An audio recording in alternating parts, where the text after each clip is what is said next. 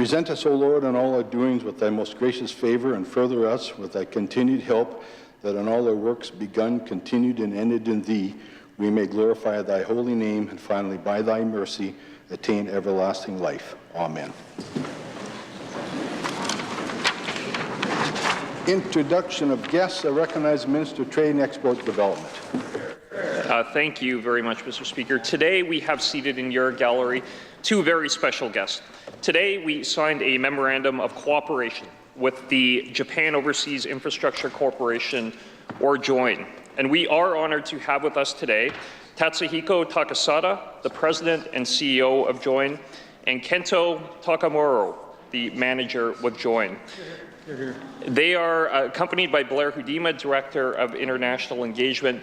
Earlier today, I had the pleasure of meeting with JOIN during my last mission to Japan. I had the pleasure of meeting with JOIN in February, where we discussed the Memorandum of Cooperation.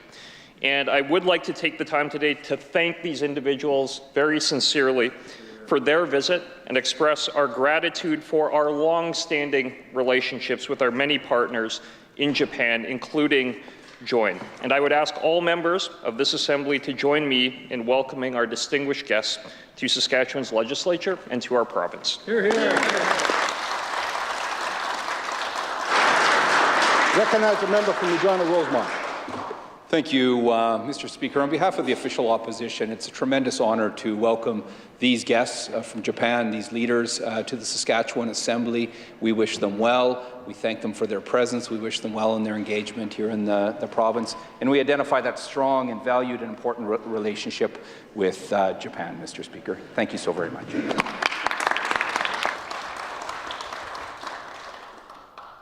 Recognize the Minister of Advanced Education. Mr. Speaker, I'd ask for leave for an extended introduction. Leave has been requested for an extended introduction. Is leave granted?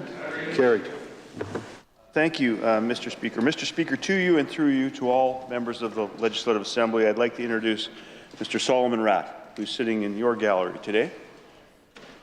Mr. Ratt was a professor of Cree language and literature at the First Nations University of Canada, Mr. Speaker, for 35 years.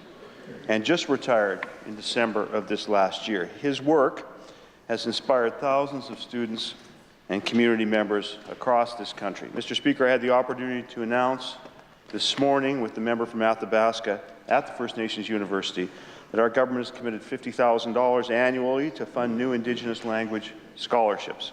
We'll hear more about that in an upcoming member statement from the member from Athabasca. Mr. Speaker, it was a great privilege to announce that one of those scholarships is to be named after Mr. Ratt. Mr. Speaker, the Solomon Ratt Indigenous Language Scholarship was established to support Indigenous language studies. The scholarship offers $1,500 to full-time students and $500 to part-time students. Mr. Speaker, I'd ask all members to please help me welcome and thank Solomon for his dedication to keeping Indigenous language alive in Saskatchewan and across Canada. Thank you, Mr. Speaker.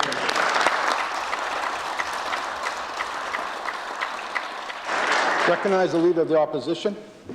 Thank you. Thank you, Mr. Speaker. I'd like to join with the Minister in welcoming Solomon Ratt to his Legislative Assembly and congratulating him on a long and distinguished career, a wonderful legacy, ensuring that people have access to their language and the importance of that. Back in some time ago, Mr. Speaker, I had opportunity in the trailers out at the University of Regina when it was SIFC to take a class, actually two, from Mr. Ratt. Not only was he a fantastic teacher, he actually wrote those blue textbooks as well, Mr. Speaker. Such an amazing legacy, a well-founded honor. I just, on behalf of the official opposition, would like to welcome you to your Assembly, wish you well in your retirement, and thank you so much for your service to the people of this province. Hear, hear. Recognize the member from Saskatoon Centre. Miigwech, Mr. Speaker. Jikandam Katagusnanama Solomon Ratt. Just said, I am grateful that you have joined us here in this Legislative Assembly. As you know, that language, our Indigenous language, our mother tongue, is what connects us to who we are as a people.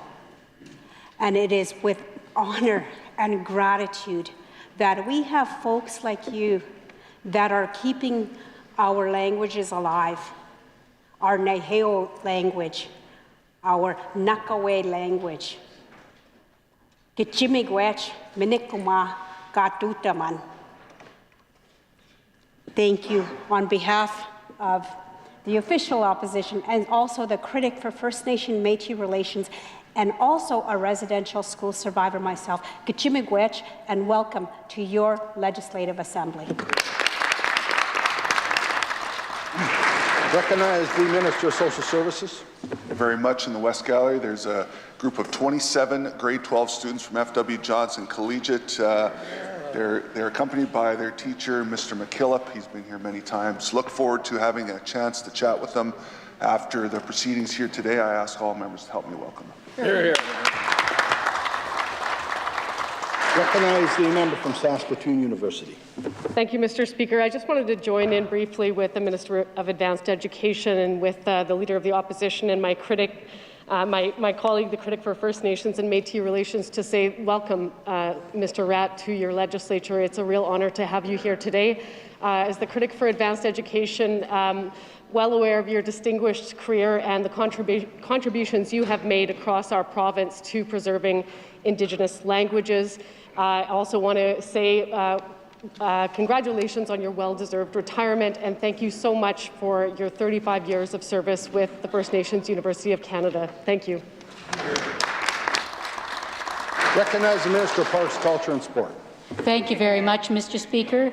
Mr. Speaker, I'd like to introduce to you and through you 27 grade 5 students in the West Gallery from McNeil School, and they are accompanied by their teacher, Miranda Fraser.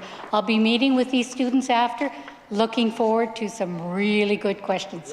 Thank you very much for coming out today.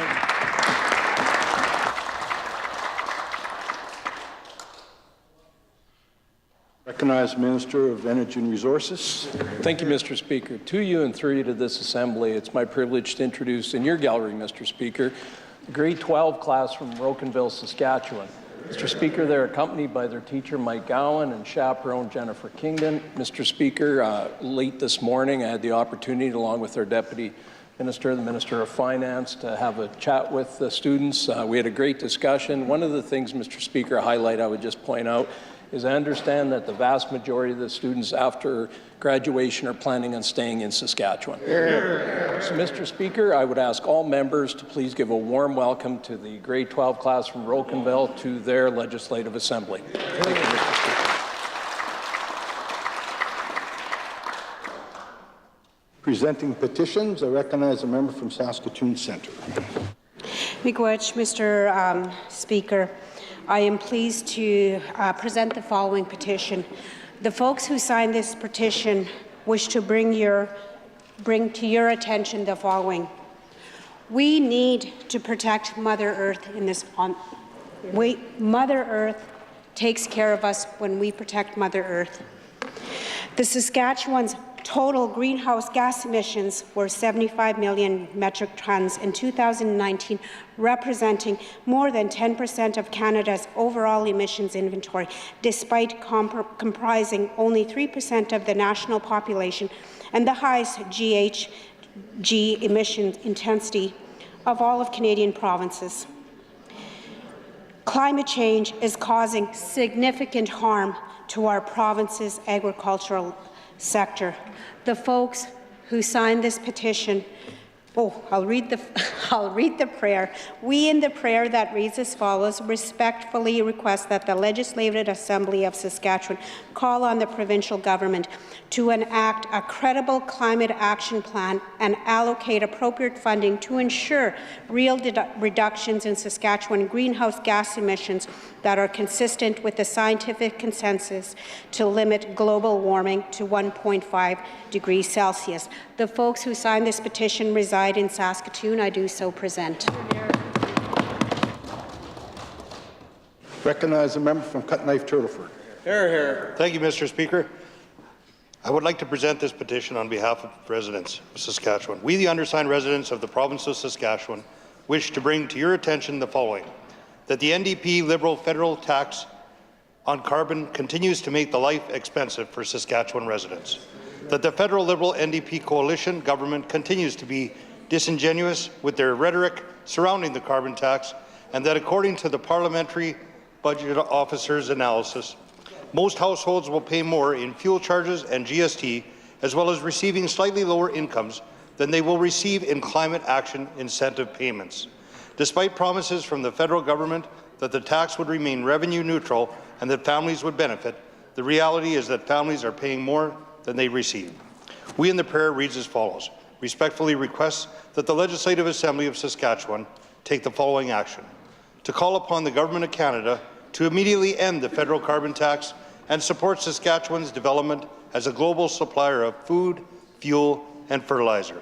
Signed by residents from Maidstone and Neilburg. Thank you, Mr. Speaker. Recognize the member from Saskatoon-Fairview. Thank you, Mr. Speaker. I rise to present a petition calling on the Government of Saskatchewan to fix the crisis in our classrooms. The Sask Party government's cuts to education mean less per-student funding, directly impacting student learning. Years of cuts leave educators and support staff without the resources they need to support students. Cuts have serious consequences today and will continue to have serious consequences moving forward thanks to this government's inadequate education budget. I'll read the prayer. We, in the prayer that reads as follows, respectfully request that the Legislative Assembly of Saskatchewan call on the Government of Saskatchewan to immediately fix the crisis in our classrooms by providing stable and adequate funding for public education in Saskatchewan. This petition today is signed by individuals from Saskatoon, Mr. Speaker. I do so present. Recognize the member from Saskatoon-Meewasin.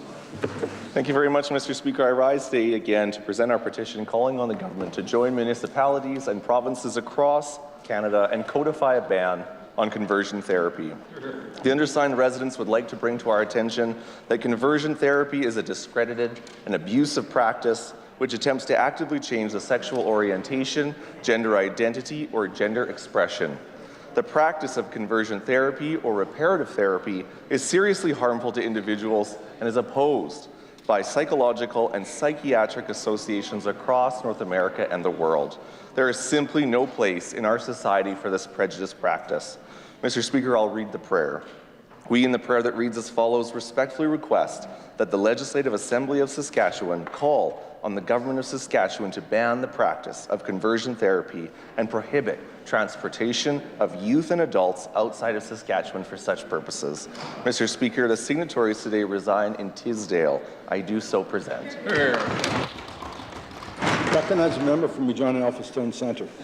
Thank you, Mr. Speaker. I'm on my feet to present a petition calling on the Saskatchewan government to make said rates equitable and adequate, Mr. Speaker, because currently they are not. There's not a day that goes by that our office doesn't hear from someone who's on the said program who simply can't make ends meet.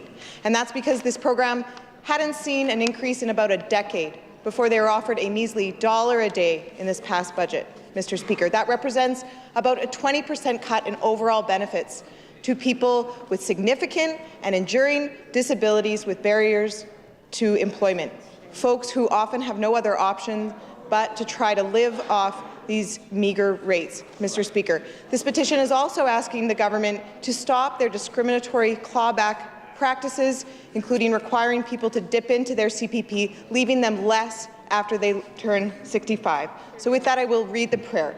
We, in the prayer that reads as follows, respectfully request the Legislative Assembly of Saskatchewan call on the Government of Saskatchewan to 1. Increase said rates to account for inflation, 2. Respect the constitutional rights of folks with disabilities in this province, 3. Index said rates going forward, and 4. Provide targeted relief to those in deepest poverty, namely single individuals paying market rent. The signatories of this petition reside in Saskatoon. I do so present. Reading and receiving petitions, statements by members. I recognize a member from Regina-Elphinstone Centre.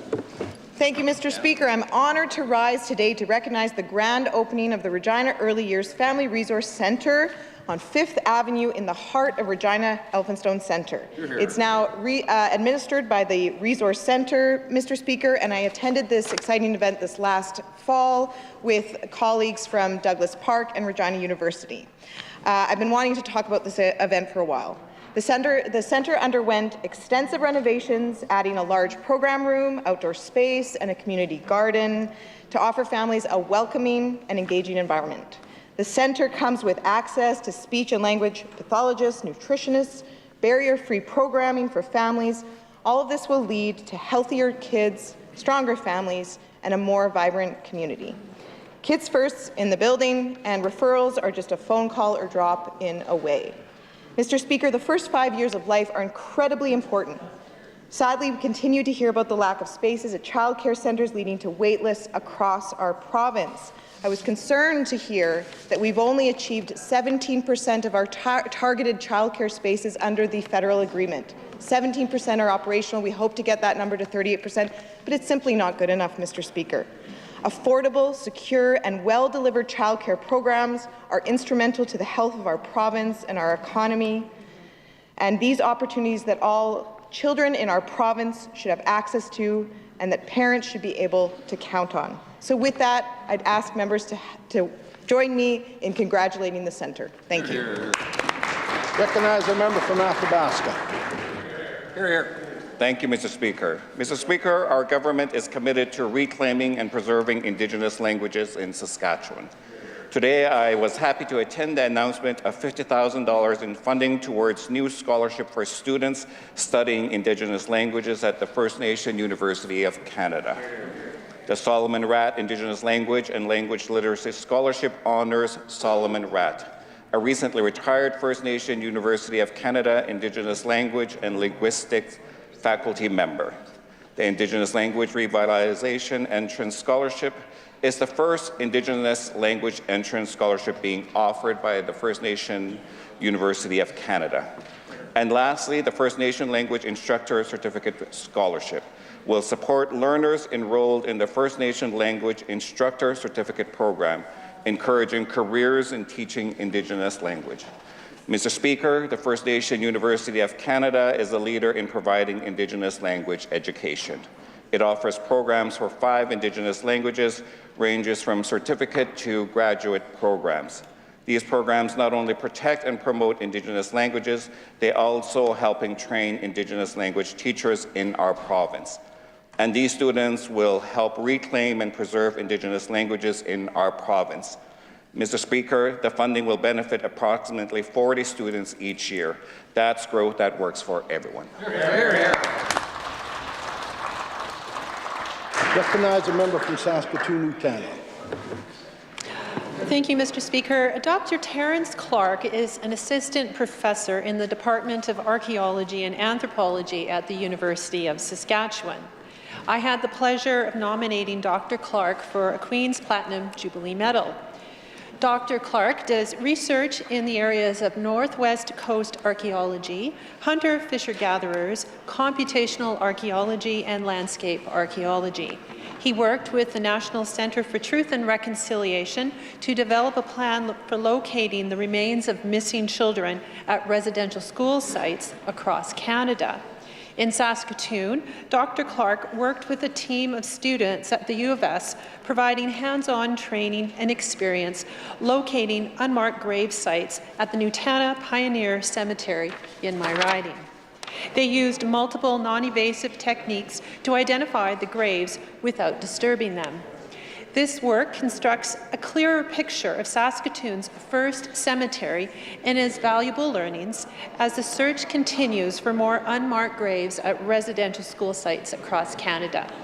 Dr. Clark has collaborated with archaeologists and students at residential school sites across Canada in the very important work of searching for remains of residential school children. I sincerely thank Dr. Clark for the very important work that he does and congratulate him on receiving a Queen's Platinum Jubilee Medal. Recognize a member from Last Mountain Touchwood. Here, here. What a storm we had last week.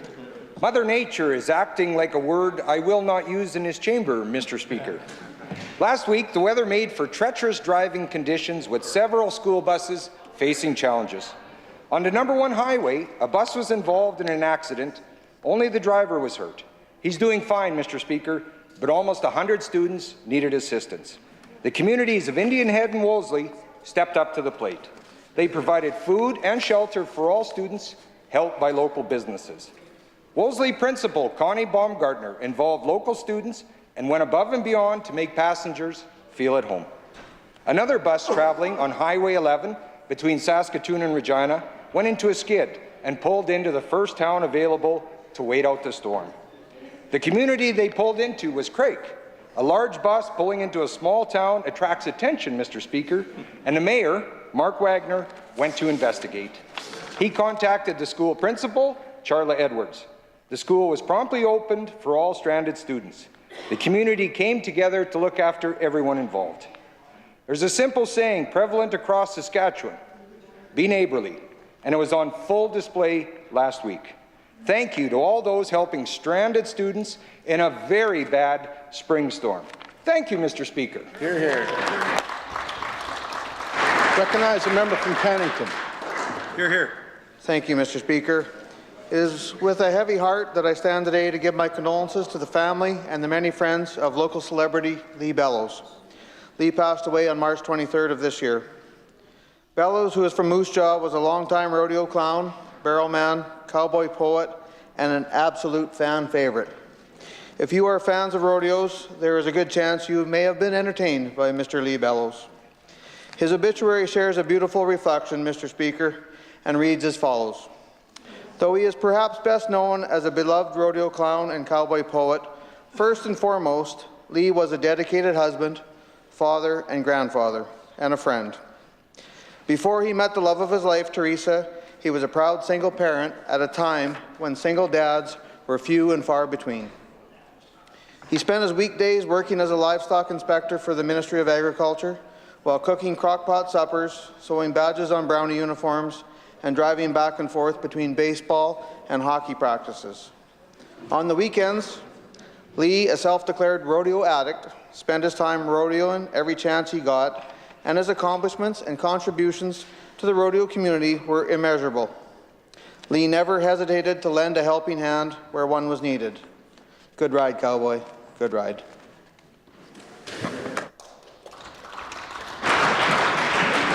Recognize a member from Yorkton. Hear, hear.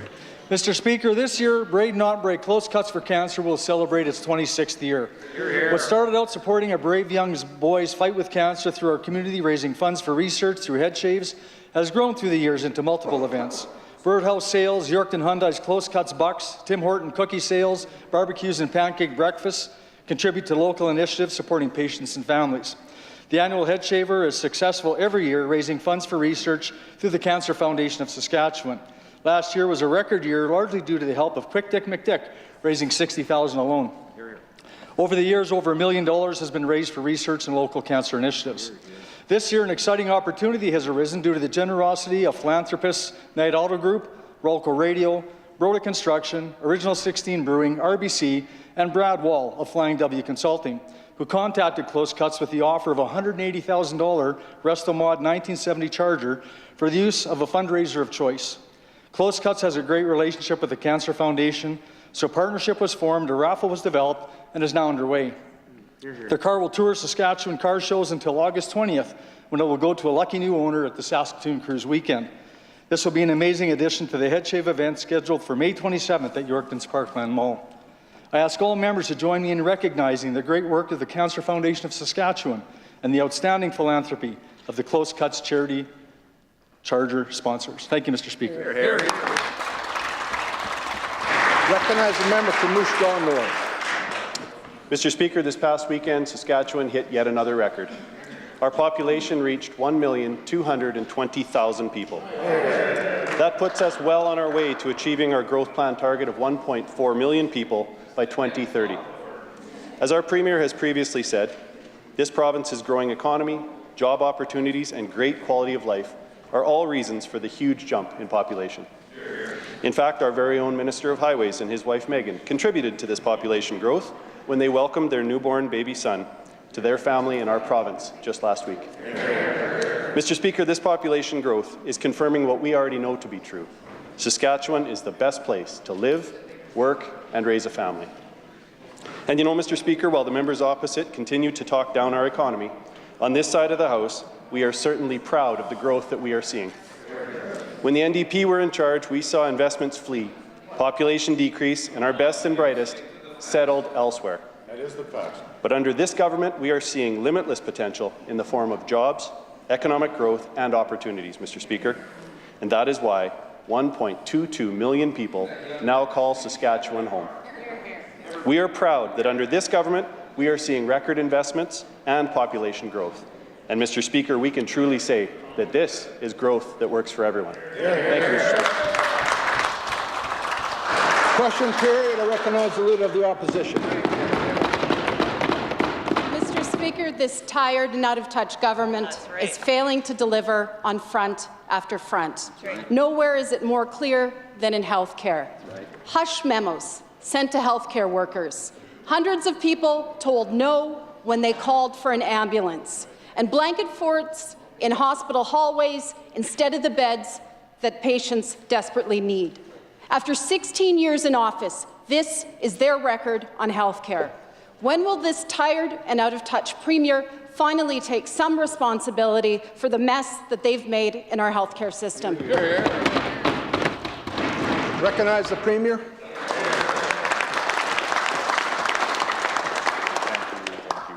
Mr. Speaker. There is no doubt that there is required investment, Mr. Speaker, not just in healthcare delivery of service here in this province of Saskatchewan, Mr. Speaker, but across the nation. That's why premiers have addressed the national transfer, Mr. Speaker, from the federal government to the provinces, of which we were happy to see an increase in that transfer, Mr. Speaker.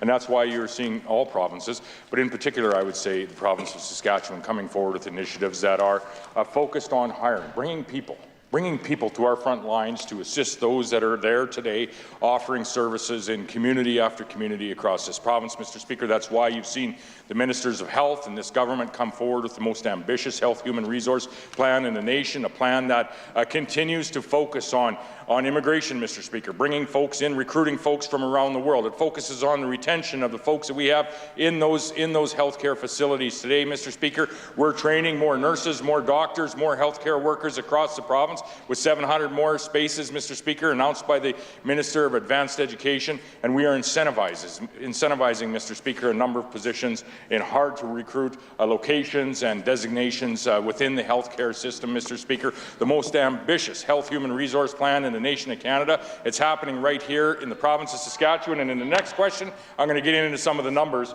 that are being hired, Mr. Speaker, real people that are coming to the front lines to provide that assistance. Recognize the Leader of the Opposition. Mr. Speaker, we have a Premier incapable of taking any responsibility, and it's not a very good look. But it's not just in healthcare where he's failing to deliver. Let's look at public education. Right. School divisions in Regina are raising the alarm about his failure to support kids in our classroom. And the School Boards Association has been crystal clear about what this means. Quote, school boards need to consider options that might include staffing and programming cuts, end the quote. Why is this out-of-touch Premier forcing even more cuts on our classrooms while they're sitting on windfall revenues? Recognize the Premier.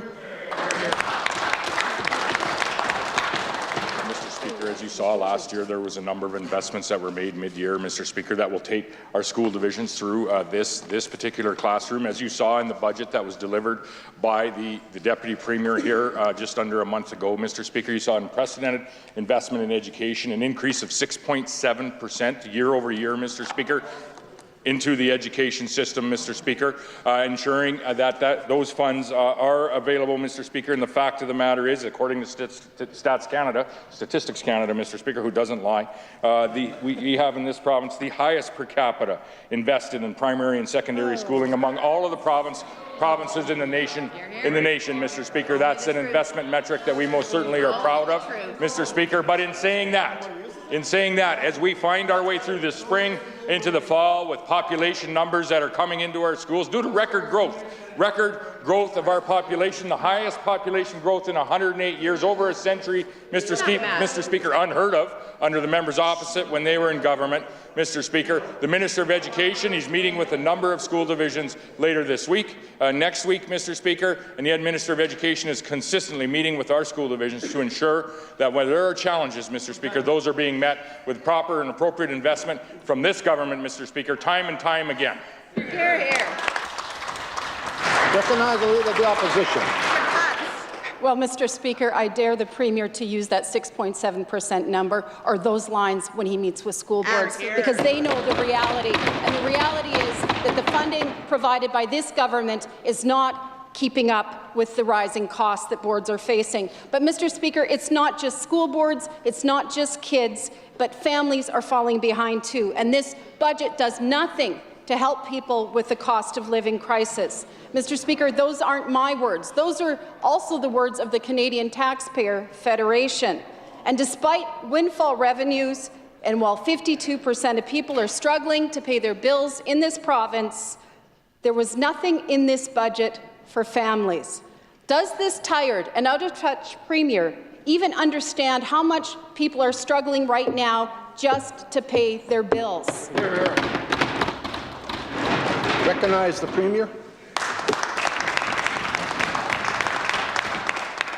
Speaker, I think the best way to answer that question is just to do a comparison. Here in this province, for a family household that may have about $100,000 gross income into that family household, Mr. Speaker, after paying all their federal and provincial income tax, their sales tax, their utility bills, their housing costs, Mr. Speaker, there's in Saskatchewan, about $58,815 remaining in that Saskatchewan family. That's the highest number in the nation of Canada, Mr. Speaker. Let's, by comparison's sake, go to a place like NDP, BC, Mr. Speaker. That same family with that same $100,000 of income that might reside in Vancouver, after paying all of their taxes, their utilities, and their housing costs, what would they have available, Mr. Speaker, as disposable income?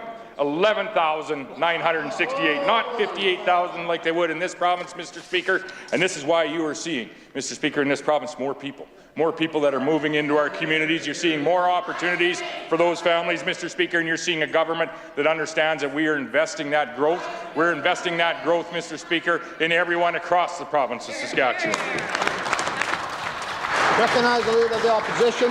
Mr. Speaker, this tired and out-of-touch Premier does not have a clue when it comes to the challenges that people in this province are facing every day, and it shows. It shows in that answer, and it shows in that attitude day after day. Right. Since that Premier came to office, he has the worst job creation record in the country. Right. Mr. Speaker, it isn't even close. 3.9%. And his terrible record on jobs is a direct result of his failure to invest in education, in health care, and it's a direct result of his choice to drive up costs for businesses and drive down our ability to compete. To the Premier, do you have any idea, and do you accept any responsibility for the fact that you have the worst job creation record in the country? Recognize the Premier. Mr. Speaker, in this province, we are very much reliant on exports, Mr. Speaker, producing food and fuel and fertilizer for folks all around the world, delivering to over 150 countries around the world, Mr. Speaker, and I'm happy to report that those exports year over year are up some 32%. Mr. Speaker, in producing those products, the cleanest agri-food products in the world, the cleanest potash in the world, providing it around the world, Mr. Speaker. We, year over year, have 10,000 more people working in this province, Mr. Speaker. They're part of the 20,000 people that have moved here in the last 4.5 months, Mr. Speaker. Population growth that is exceeding any rate of population growth in over a century here in Saskatchewan, Mr. Speaker. The members opposite may refer to the Saskatchewan economy as a dumpster fire. They may refer to the Saskatchewan economy as there's nothing here to be proud of, as they continually run down what hard-working Saskatchewan residents do each and every day, Mr. Speaker. Mr. Speaker, we tend to agree. We tend to agree, Mr. Speaker, with the Conference Board of Canada that refers to what's happening in Saskatchewan as our labour mark as being scorching hot in 2022, Mr. Speaker.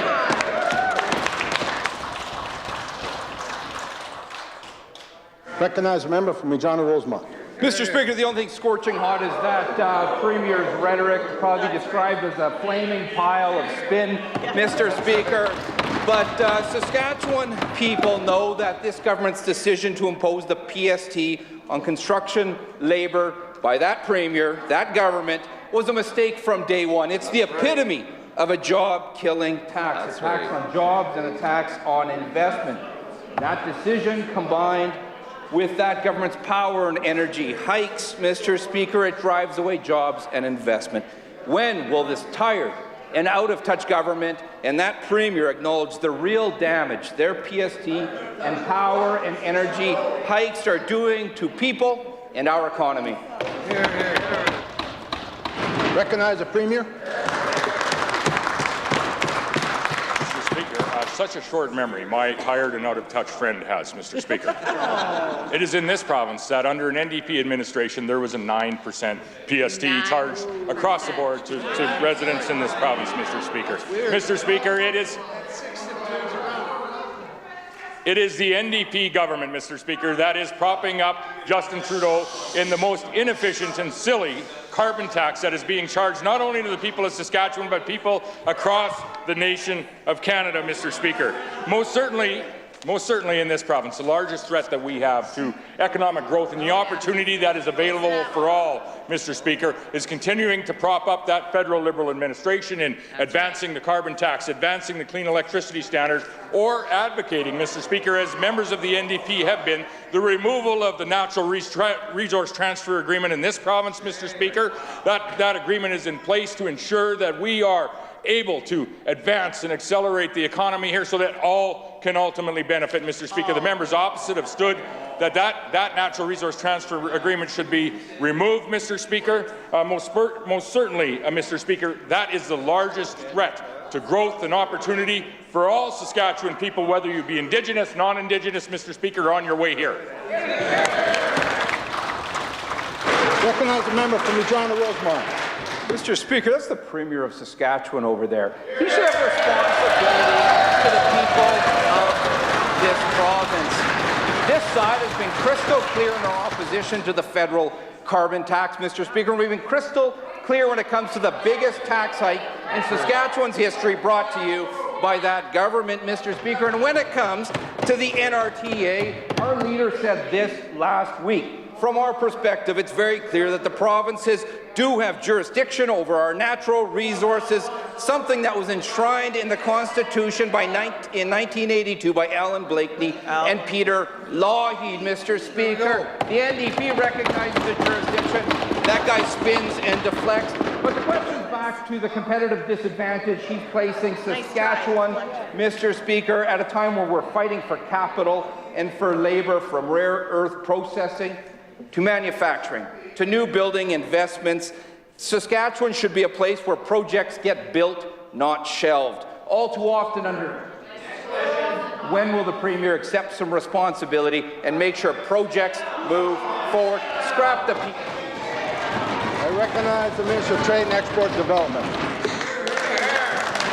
Well, there were about 12 different statements in there, Mr. Speaker, but what these members opposite need to be crystal clear on, this government is absolutely crystal clear that the natural resources of this province belong to the people of Saskatchewan because of the Natural Resource Transfer Agreement, that is the operative constitutional law. They have been very equivocal on this.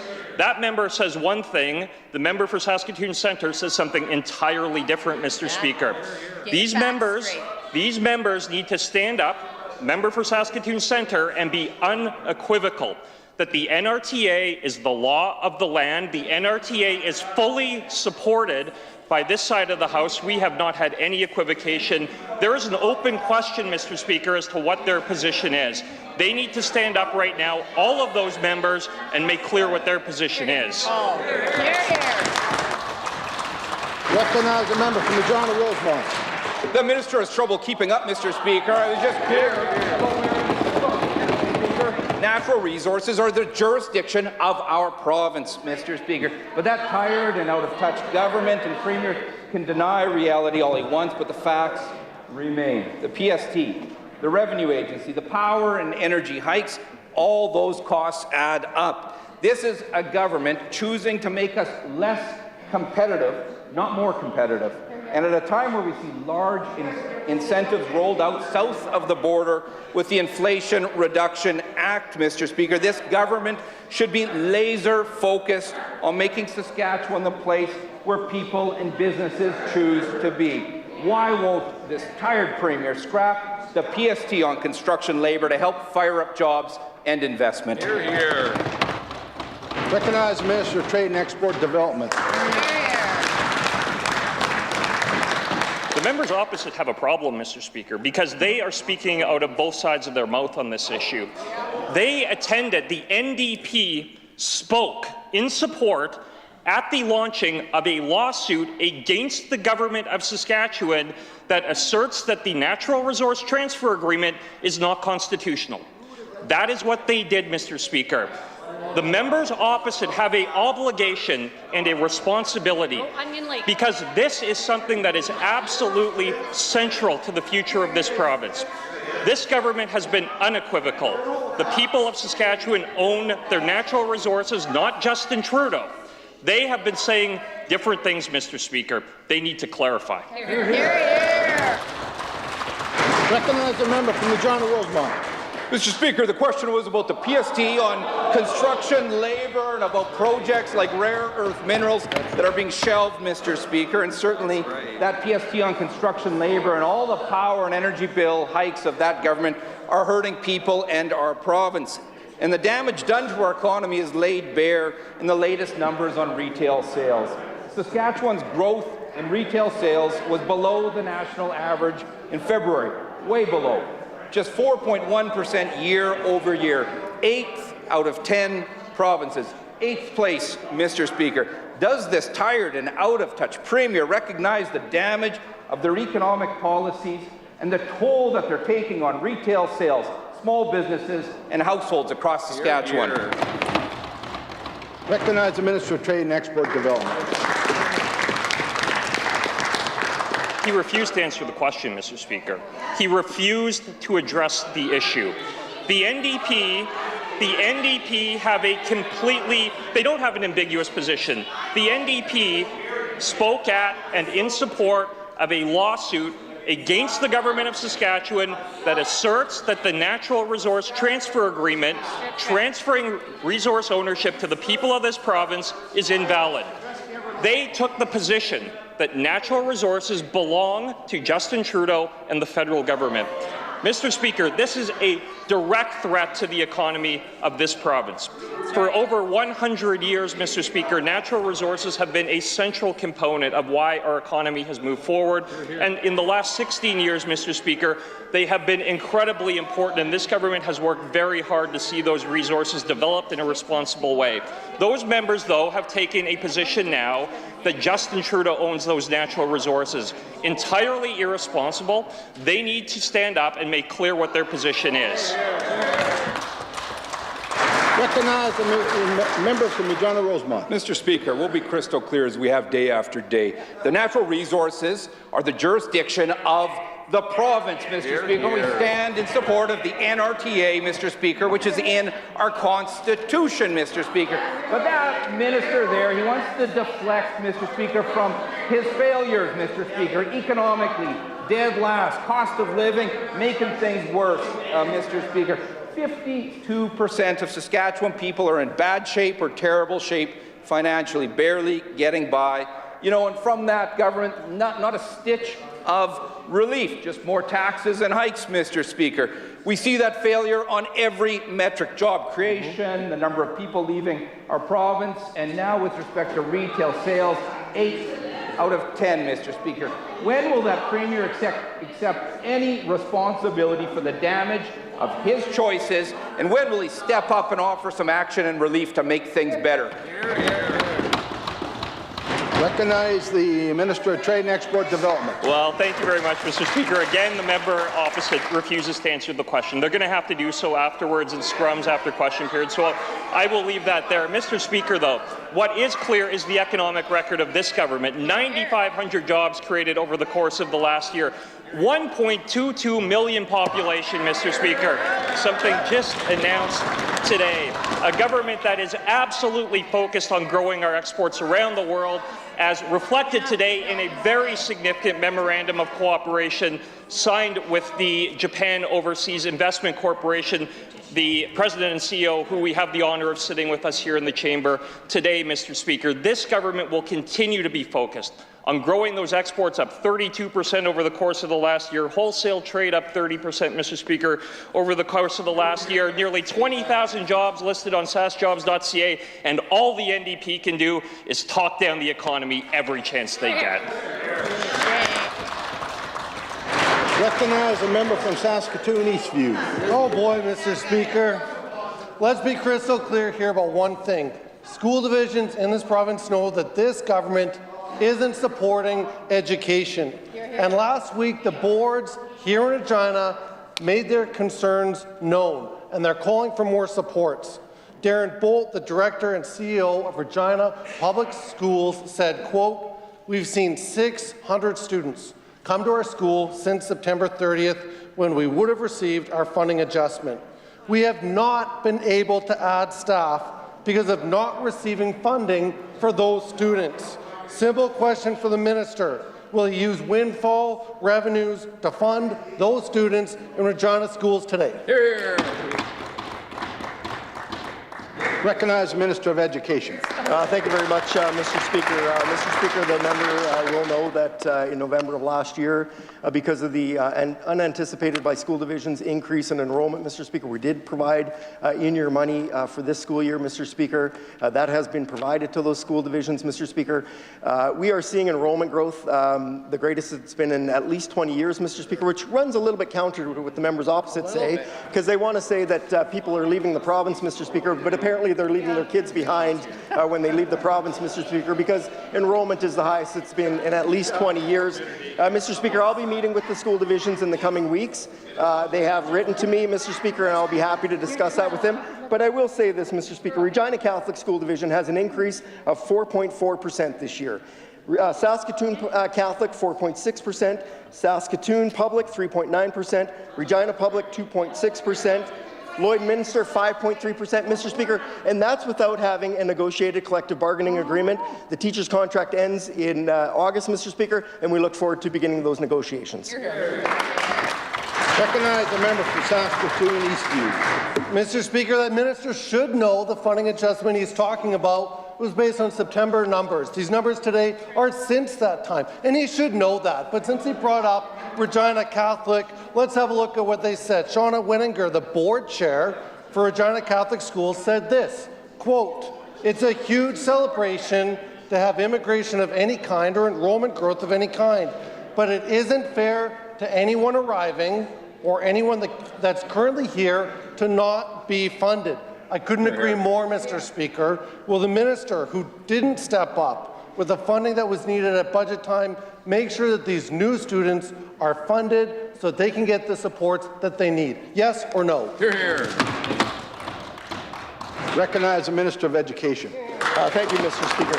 Mr. Speaker, what I've indicated to the school boards, and I will be indicating to these school boards when I meet with them in the next couple of weeks, Mr. Speaker, is that the way that we have done budgeting in the past, when school divisions present their projections in January, Mr. Speaker, and what we've seen in the last 2 years, Mr. Speaker, is that enrollment that we do receive in September has essentially the school divisions have undercounted their enrollment based on January, Mr. Speaker. But we do know.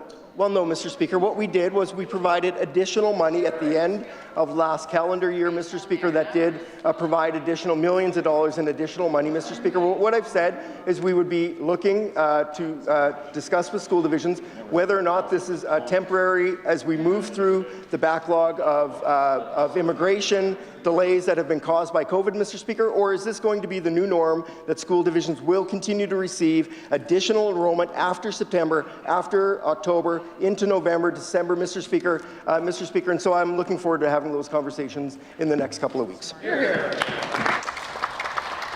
Recognize a member from Regina Douglas Park. Mr. Speaker, last week the Workers' Compensation Board released its annual report. That report included the number of worker fatalities in Saskatchewan last year. The provincial average since 1990 has been 34 deaths a year. Last year, the number was 39. 5 more deaths, Mr. Speaker. People in this province go to work to make a living. They trust that their employer and their government will keep them alive until it's time to go home. When it comes to those workers, even one death is completely unacceptable, but we're moving in the wrong direction. What is the minister going to do to stop the rise of workplace fatalities in this province? Recognize the minister responsible for Workers' Compensation Board. Thank you, Mr. Speaker. Mr. Speaker, I thank the member opposite for the question. This is something that can and should be taken seriously, not just as a political issue on the floor of the Assembly, but by every workplace across the province. The member opposite is absolutely correct. Every worker deserves to be employed in a safe workplace, and our government is taking action to ensure that that happens. We released a 3-year provincial fatalities and serious injury strategy in 2019, and a new 5-year strategy has been developed to replace the previous one. Since our government took office in 2007, the total injury rate has fallen by 56%, and the time loss injury rate has fallen by some 40%. Mr. Speaker, there's still a lot of work left to do. We're making progress, but Mr. Speaker, I would say this to every worker in this province. It's taken seriously by employers, it's taken seriously by Workers' Compensation Board, and I think it's taken seriously by every MLA in this House. Ministerial statements, introduction of bills, presenting reports by standing and special committees, orders of the day. Orders of the day, second readings. Item number 1, the Honourable Mr. Duncan to move second reading of Bill number 134, the Education Amendment Act 2023. Recognize the Minister of Education. Thank you, Mr. Speaker. Mr. Speaker, today I rise to move second reading of Bill number 134, the Education Amendment Act 2023, which proposes several amendments to the Education Act 1995 and other related education statutes to establish requirements for the provision of online learning in the province. Last fiscal year, our government established a new Treasury Board crown, the Saskatchewan Distance Learning Corporation, to deliver centralized online education in the province. Starting in 2023-24 school year, all Saskatchewan students will have access to the SAS DLC. As with in-class learning in Saskatchewan, the new provincial online school will provide free education for its students up to the age of 22. The new model of delivering online education in the province will provide greater choice and more opportunities for all students in the province, while ensuring that all students accessing online learning are receiving a consistent, high-quality education experience. The proposed amendments in the Education Amendment Act 2023 establishes the requirement for providing online learning in the province and ensure the authority for the SAS DLC to deliver online learning provincially. The bill will be amended to include a definition of online learning education and approved online learning providers in the province. The definition for online learning is consistent with legislation in other provinces such as British Columbia. Mr. Speaker, the proposed amendments in the bill will also enable the establishment of new provisions to provide the minister with oversight and regulatory powers related to online learning education in the province, including the SAS DLC. This section will also enable separate school divisions, the Conseil d'école francescois, and independent schools to provide online learning contingent upon approval from the Minister of Education. A new section will be included in the bill to provide the SAS DLC with similar duties and responsibilities to boards of education and the Conseil scolaire as it relates to managing education affairs, supervision of pupils, internal organization of schools, administrative procedures, maintenance of equipment and facilities, employment of teachers and other personnel, and their reporting requirements. I propose amendments to Section 141 in the Education Act 1995 on the right to education to provide similar requirements to the SaskDLC for students' rights to education at the cost of the school division or the SaskDLC. Mr. Speaker, the bill proposes amendments to establish similar collective bargaining, teacher contracts and supervision requirements for the SaskDLC as school divisions. Furthermore, proposed amendments in the bill include the authority for the minister to provide capital and operating grants to the SaskDLC for its operation. Proposed amendments in the bill will reflect the terms and conditions of employment of teachers to ensure a smooth transition of operations starting May 1st, 2023. With that, Mr. Speaker, I now move second reading of the of Bill 134, the Education Amendment Act 2023. It is being moved that Bill number 134 be now read a second time. Assembly ready for the question. I recognize the member from Regina Elphinstone Centre. Thank you, Mr. Speaker. It's a pleasure to enter comments into the record on behalf of the official opposition with regards to Bill 134, the Education Amendment Act 2023. The minister's just provided an overview of the bill. This bill would create the Saskatchewan Distance Learning Centre and give it the same scope as boards of education and the Conseil scolaire in the Education Act. Students will be permitted to be absent from boards or Conseil scolaire schools to attend online school. I'll cut to the chase, Mr. Speaker. The opposition, we don't support the further centralization of power and resource into the Ministry of Education. We've seen how this has gone before. We've spoken to teachers on the front line. This isn't what they're asking for. This isn't what they need right now.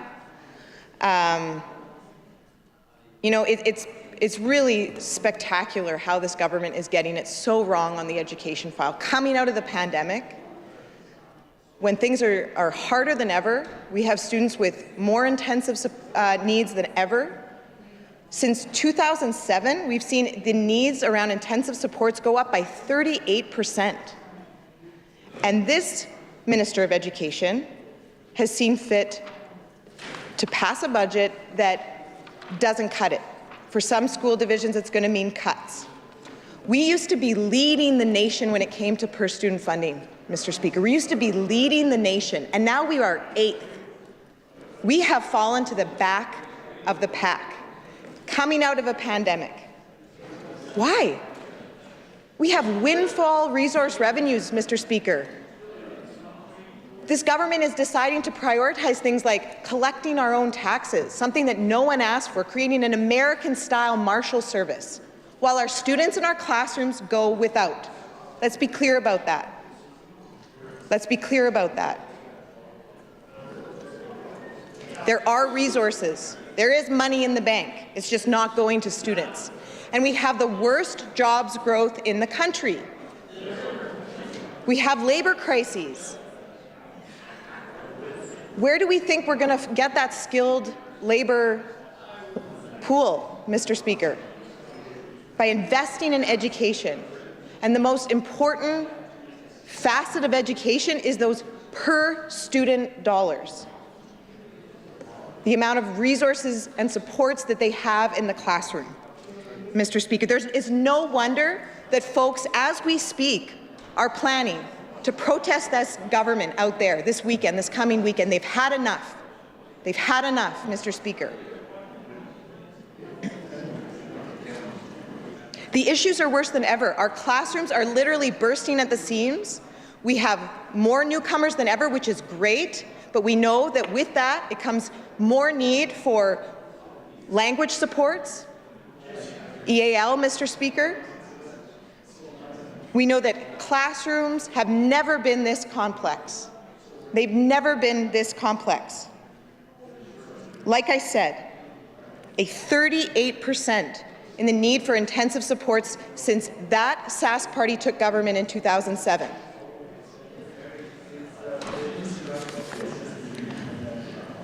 We have one psychologist for every 2,822 students. We have one speech pathologist for every 1,345 students. We have one social worker for every 2,900 students. These students need more supports. Teachers on the ground, education workers on the ground need more supports, Mr. Speaker. The lack of prioritization of our children is going to cost us for generations. It will, Mr. Speaker. This is not what we should be prioritizing right now. The Saskatchewan Distance Learning Centre, no one asked for it. It's not what we need right now. We should be taking those resources and reorienting them to the classroom. We don't need to reinvent the wheel. We need to support the good folks on the ground right now, Mr. Speaker. 27 school boards have spoken out. They've been very clear that this budget doesn't cut it, and I suspect we'll be hearing more and more about that, Mr. Speaker, in the days and weeks and months ahead, because this government is trying to spin this education budget, but it doesn't cut it. And in many cases, not only does it not keep up with ongoing costs, it's going to represent cuts to the classroom. Again, coming out of a pandemic, coming out of some of the most challenging times that our teachers and our education workers and our families and our students have experienced in this province around education in decades. We, on this side, we've been calling on this government for investments. We really thought that we would see with this budget, this government taking these concerns seriously, investing in our future generation, investing in kids, investing in the classrooms. Instead, we see the complete opposite, and it's a shame, Mr. Speaker. So I know that our critic, the critic for education, has been engaging already. I mean, teachers have been pretty vocal already about the fact that they don't think that this is where we need to be going right now, Mr. Speaker. And for the life of me, I don't understand why this government keeps prioritizing things that no one asked for. A Saskatchewan Revenue Agency, an American-style Marshal Service. These are not what we need to be investing in right now, Mr. Speaker. So with that, I look forward to hearing more from my colleagues. I know that everyone on our team has a lot to say about this, because we all have individuals in our constituencies that are very concerned about where this government is headed with respect to not only K-12 education, but with respect to post-secondary education, Mr. Speaker, and I know that our critic will have a lot to say about this bill. So with that, I would move to adjourn debate on Bill 134, the Education Amendment Act 2023. Member has moved to adjourn debate. It's a pleasure assembly to adopt the motion. Carried. Government orders, second readings. Item number 2, resume debate on the Honourable Mr. Duncan to move second reading of Bill number 135, the Education Consequential Amendments Act 2023. Recognize the Minister of Education. Thank you very much, Mr. Speaker. Mr. Speaker, I'm pleased to rise on Bill number 135, the Education Consequential Amendment Act 2023. I'll keep it very brief, Mr. Speaker. Amendments to a number of education-related statutes are being made to reflect the changes in the bill. The main purpose of these amendments is to add and define the SDLC as an employer in these statutes. And so with that, I will move that Bill number 135, the Education Consequential Amendments Act 2023, be now read a second time. It has been moved that Bill number 135 be now read a second time. The Assembly ready for the question. I recognize the member from Regina Elphinstone Centre. Thank you, Mr. Speaker. It's a pleasure to be on my feet and enter initial remarks on Bill 135, the Education Consequential Amendments Act 2023. I understand this is a bill that contains amendments to reflect this government's change in terms of adding the Saskatchewan Distance Learning Centre. Mr. Speaker, I'm happy to let the remarks I entered into the record on Bill number 34 stand with respect to Bill number 135. So with that, I would move to adjourn debate on Bill 135, the Education Consequential Amendments Act 2023. Member has moved to adjourn debate. As a pleasure assembly to adopt the motion. Carried.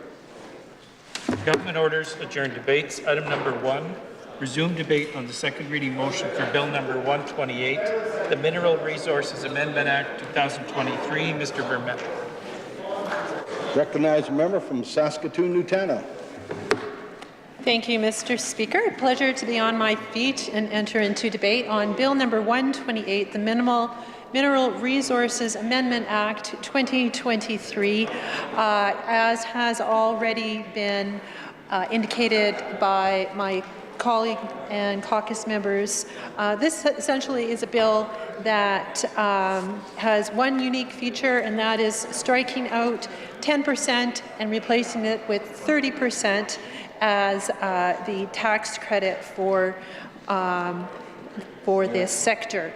So of course, we are very supportive of our world-class minerals industry and want to see them remain competitive, particularly when neighboring jurisdictions such as Manitoba are creating an environment that may incline investors to that jurisdiction instead.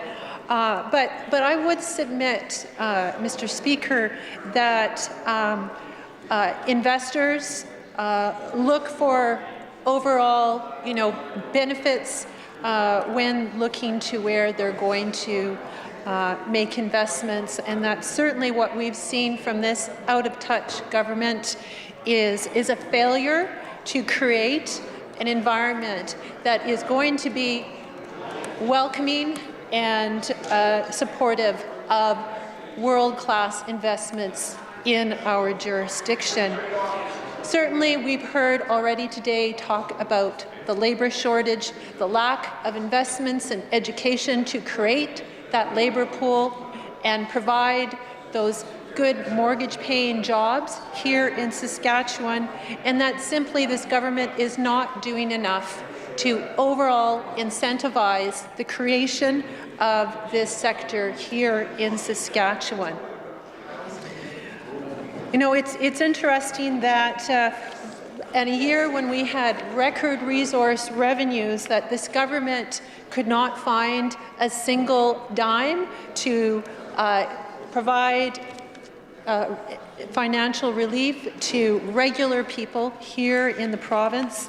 And yet, if we're going to see an overall climate for investment and a climate for attracting and keeping workers here in Saskatchewan, that we need to have more well-rounded approaches than what this government is doing with this particular act.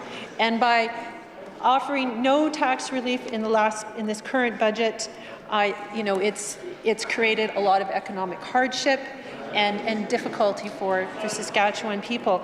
I would further note that it is disappointing that the members opposite did not vote in favour of the meaningful duty to consult bill that was brought forward by my colleague, the member for Saskatoon Centre, last week.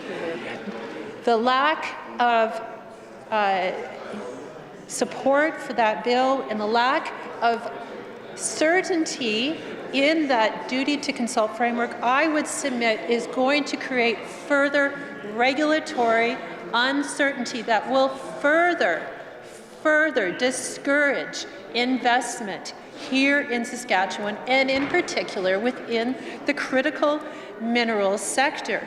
Of course, we know that having a lead and a foothold in that industry is essential at this time, as we see what is happening south of the border with the IRA that our government has come forward to attract investment. We are competing on an international stage, and the means by which we need to stay competitive need to be comprehensive. I find it interesting that when we have mining executives come to our legislature last spring, that their family members are declining to join their spouses in coming to Saskatchewan. What does that tell us? That tells us that we are not doing a good enough job attracting talent and attracting families to this province. And it's not enough just to strike out a number in an act, and it's too narrow-minded. We need a government that can be more visionary and wide-ranging in its thinking about how we continue to grow this important sector, this sector that is going to be critically important as we move forward to, and the emerging economy, one that it has great potential to provide for jobs, good mortgage-paying jobs moving forward, but we need to get that strategy right. And I would say this government is failing on many fronts, whether it's with the crisis in our healthcare sector, whether it's in our education sector, whether it's with our relationships with First Nation and Métis rights holders here in the province, and on so many fronts. When we're ignoring that bigger picture, we're not creating a climate for investment that is going to attract companies here to Saskatchewan. They will have very strong reservations, and it needs to be a more comprehensive picture. Now, we know that there are many critical minerals that are important as this new sector emerges, whether that be lithium, cobalt, copper, nickel, zinc, and other rare earth metals. And these are important for things such as batteries and solar panels, computer chips, and electrical transmission lines. I mean, the uses are endless. The need is great. We want to see investments be attracted to Saskatchewan so that we can be part of that economy moving forward. And I have to say that it's a shame that this government isn't doing enough to make certain that that happens. And certainly the news coming out from about the pause by Vital Minerals is also a discouraging sign to see that they haven't been able to attract investment. I hope that this government is staying engaged and looking at ways that we can ensure that that important facility that's employing many people here in the province will continue to go forward. I know that our critic for this bill will have a lot to say and is engaging widely and seeking the feedback, as well as the rest of my colleagues, and I'll leave them to do that important work. So with that, I will adjourn debate on Bill number 128. Members move to adjourn debate. It is a pleasure of the Assembly to adopt the motion. Carried. Government orders adjourn debates. Item number 3, resume debate. Item number 2, resume debate on the second reading motion for Bill number 129, Medical Professions Amendment Act 2023. Ms. Bowes. Recognize a member from Saskatoon Centre. Miigwech, Mr. Speaker. It's good to be entering my remarks on Bill number 129, the Medical Profession Amendment Act 2023. So it's my understanding that physician assistants will have those same rights and obligations as physicians and so on, and physician assistants will be a legally protected title. You know, when we're thinking about enhancing our health sector and the health care that we provide, it's always good to be innovative. You know, and when I think of providing health care for the people in this province, that it's always important to have somebody there that will do the care and the good quality care that we need in this province. So, this brought me back to the work that I did when I used to work in the health sector and in primary health care. And we had nurse practitioners that were hired back then that would work alongside physicians and would have the ability to carry out the duties that they carried out. And in Saskatoon, where I worked, there were a number of nurse practitioners that worked in many primary health sites, and they worked in a very interdisciplinary, intersectorial way. and it brought a lot to the community. And that was refreshing to have the privilege of working with nurse practitioners in there. And so when I think about the work back when I was doing that work, it was always good, very good to be working and communicating and working collaboratively with those frontline care workers that were providing those services, because we viewed them as the experts in those areas, that they're the ones delivering that care, and it was essential for them to be engaged in those conversations. And from there, they advised many of us on how to work more in an interdisciplinary manner and more in a collaborative manner. And with this announcement of having 12 medical professionals working, I'm thinking, we live in a province. In this province, it's a huge province. And I think 12 people, you know, it brings me back to the work that I have done as working in those areas, and often being the lone Indigenous person. That's a lot to ask for 12 people. You know, all the work that, you know, I just had a recent experience with the healthcare system, and I was so grateful for the nurses, the physicians at the emergency room who took exceptional care for my husband.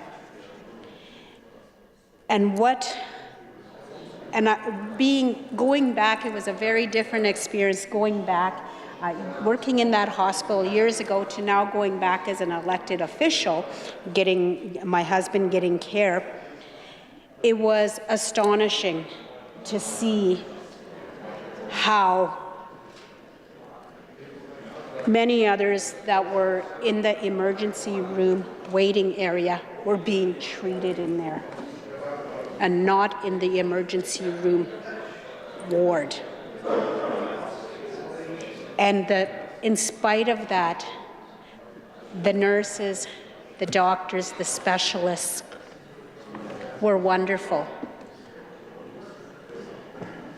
And these emergency rooms have been bursting at the seams.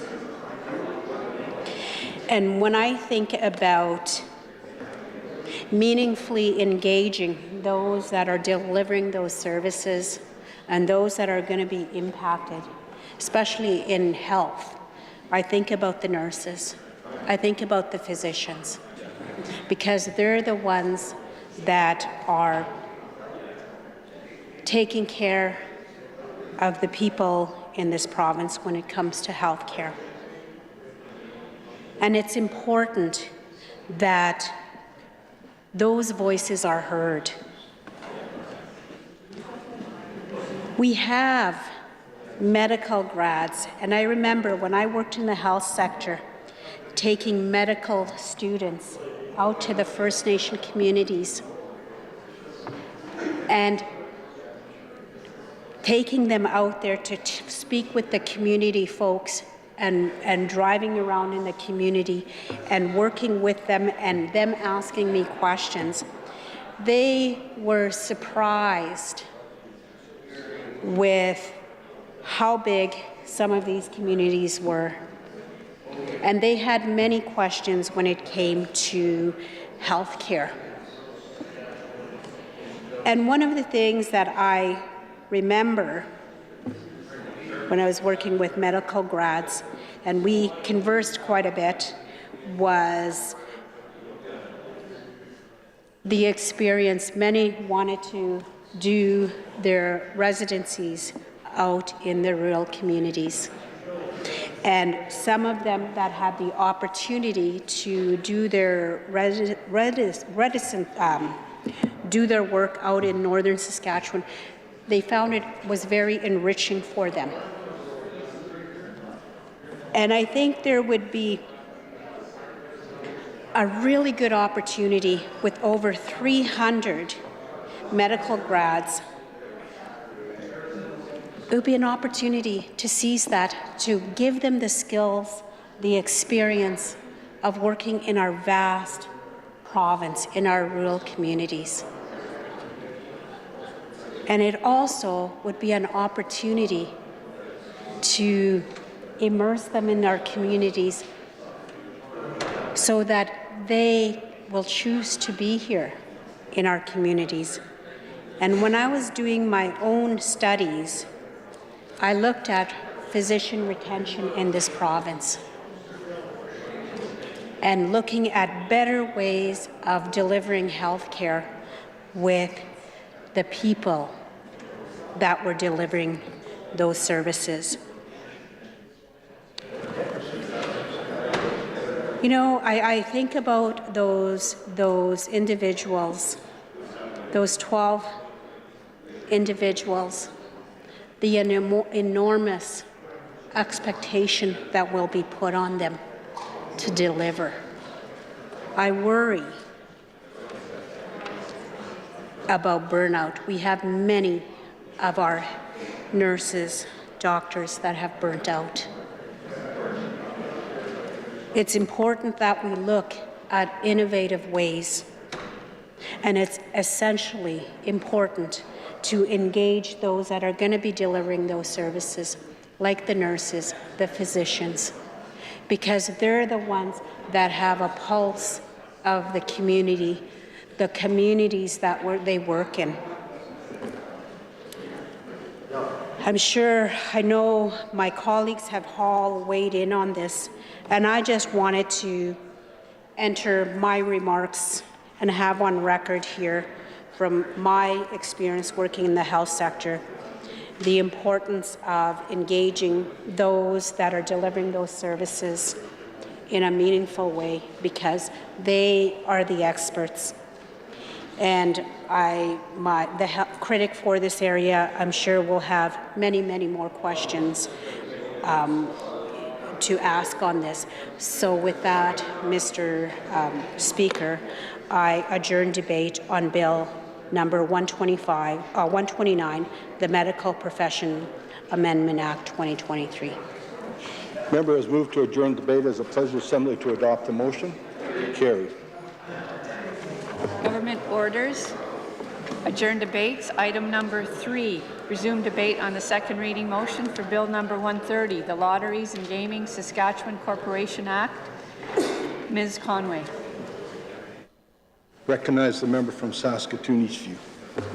Thank you, Mr. Speaker. I'll be brief in my comments on Bill 130, and even more brief following on the next piece before the Assembly. But as far as the Lotteries and Gaming Saskatchewan Corporation Act of 2023, I took time to review the legislation, comments already on the record from my colleagues and from the minister to look at the implications of the creation of a new Crown Corporation, Lotteries and Gaming Saskatchewan, or LGS as it's referred to in Hansard, and some of the consequences for this. First of all, we certainly support modernization of legal online gaming. I think that's a significant and important change that we have seen in our province and across the country.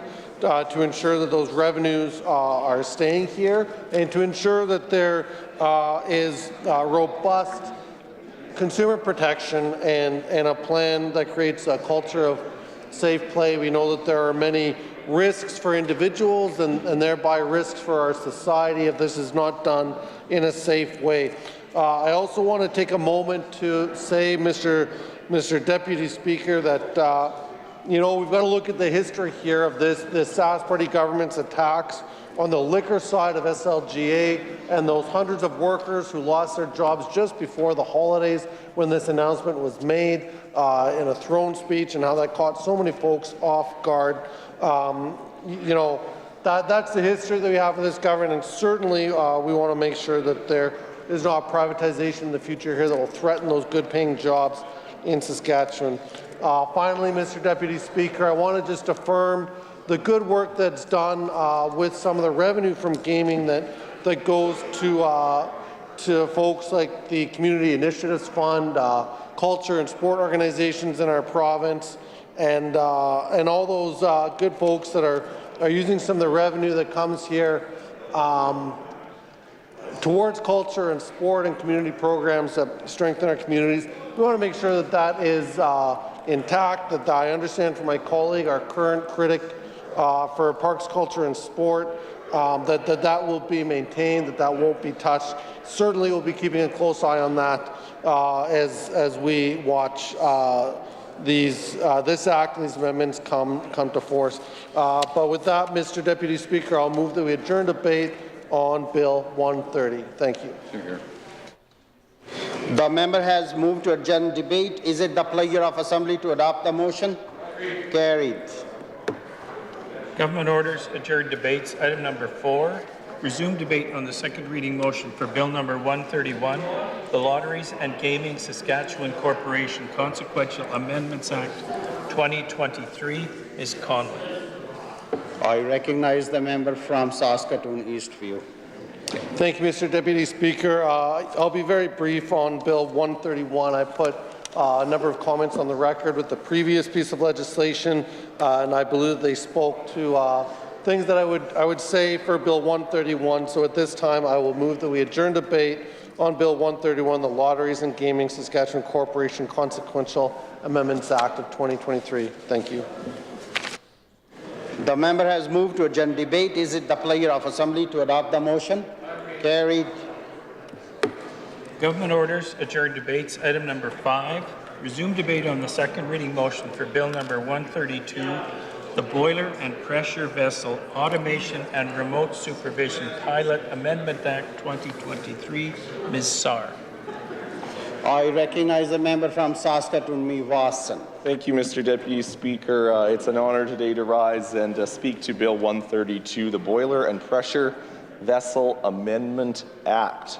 Mr. Deputy Speaker, I just first want to thank the Honourable Minister opposite for the wholesome comments that he put on the record in regards to this bill, and I want to thank my colleagues who have also made thoughtful remarks.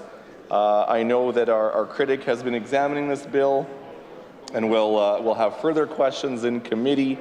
But Mr. Deputy Speaker, I just want to put a few comments on the record today. It's boilers, as this legislation goes over, our complex machines. It's important that legislation like this gets it right for the safety of the workers who interact with these highly complex machines. So I should also make a quick thank you to all the folks in this province who do that work. Mr. Deputy Speaker, it's important when we look at legislation like this, as it does represent so many highly trained individuals. These are good jobs that folks in Saskatchewan, study a long time to engage in this kind of work.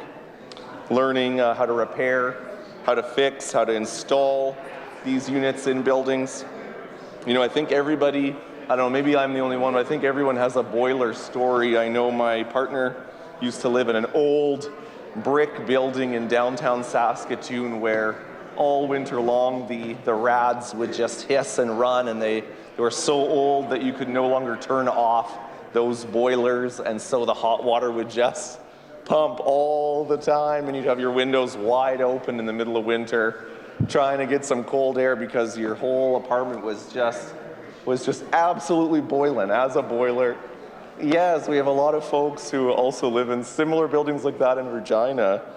And then I remember we moved into another older brick-style building that used to be a nurse's residence in downtown Saskatoon, and the bedroom we had chosen was directly above the boilers, and here and there the boiler system would just start going bonanza in the basement and making all sorts of noise, and we'd text and have to run down and get instructions on pressing buttons on the panel. But suffice it to say that these boilers provide the important warmth we all need through the long, cold Saskatchewan winters, and I have to say that the one thing I do really miss was the endless hot water that you could get out of living in an apartment with a boiler. You could just have those hot showers just running. Nothing like that anymore when you have those small hot water tanks. Too much information possibly, Mr. Deputy Speaker, for the legislature here today. In short, Mr. Deputy Speaker, this bill looks at some new regulations in regards to the Technical Safety Authority of Saskatchewan, or TSAS, as well as brings in some new regulations around up-and-coming automation of those boiler systems. So, Mr. Deputy Speaker, what we're seeing is the opportunity for technology to play a role in monitoring the boiler systems in situations where they would have to have an employee or someone monitoring that boiler system 24 hours, just because of the complexity of the situation. So what we're seeing in this act is legislation that's allowing the chief boiler inspector to go in, green light boilers, and allow those boilers, once they've been inspected, to run with this automation system. And from what I understand from the minister's comments, is that this will have a really positive implication on egg producers who will be using these machines. I know the minister mentioned that they use them for feed production or different things in their businesses. So what we'll see is that it will offer an efficiency and affordability measure for folks running those businesses to have these automated boilers, as opposed to boilers that need to be managed 24 hours a day by a person. So, Mr. Deputy Speaker, I've stood in this House and I have talked about, how I personally and our party is always in support of the elimination of red tape, where maybe red tape is causing more costs to businesses, small businesses, farmers. Important.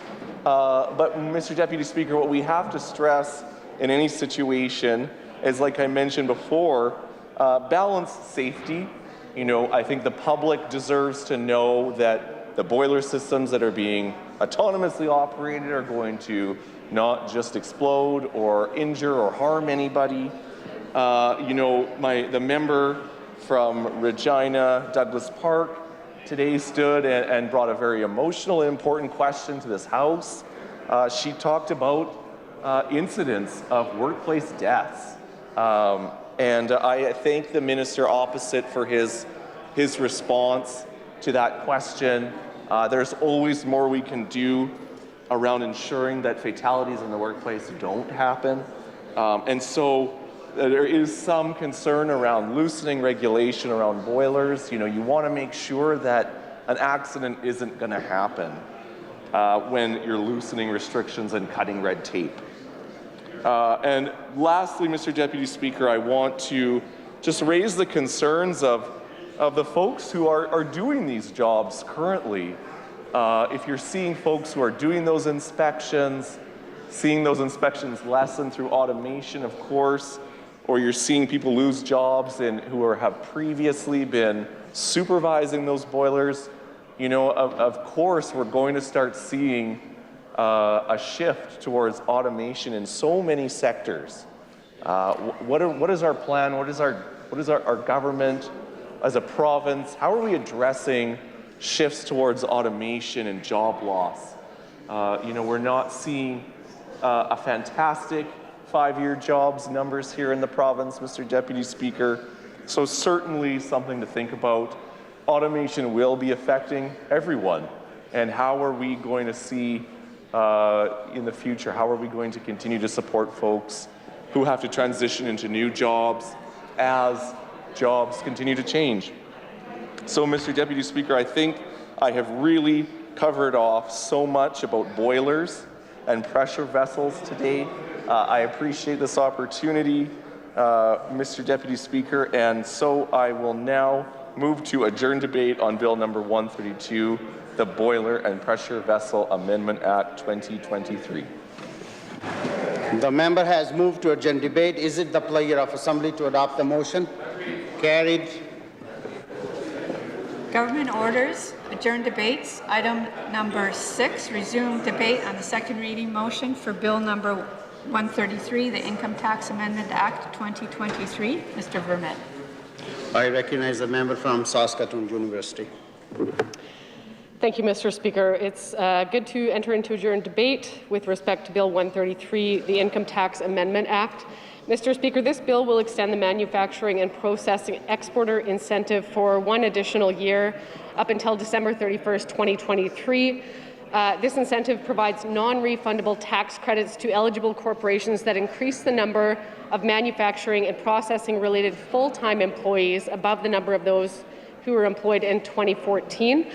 Mr. Speaker, certainly we do support on this side of the House incentivizing good employment for folks here in Saskatchewan, particularly when it comes to the creation of full-time jobs as opposed to precarious low-wage employment, which is a growing issue in our society that is negatively impacting workers, and particularly in Saskatchewan, where we maintain the lowest minimum wage in the entire country, a poverty wage, Mr. Speaker. However, the opposition certainly does expect to see evidence presented by the Sask Party government to show that these incentives are actually working as intended, seeing as the government is looking to extend these incentives further to corporations. You would think that there must be evidence to support this, Mr. Speaker, but we can never be too sure with this government. We didn't see any comments to that effect presented by the minister in her remarks, which would seem rather relevant here, Mr. Speaker. And, you know, the fact is that we were the only province with negative full-time job growth last year, and so we do have to question just how scorching hot our economy actually is here in Saskatchewan, Mr. Speaker, despite what the Premier is so fond of claiming. And similarly, we do have to question this government's methods when they claim to be strengthening employment and whether or not those methods truly have the impact that this government might represent.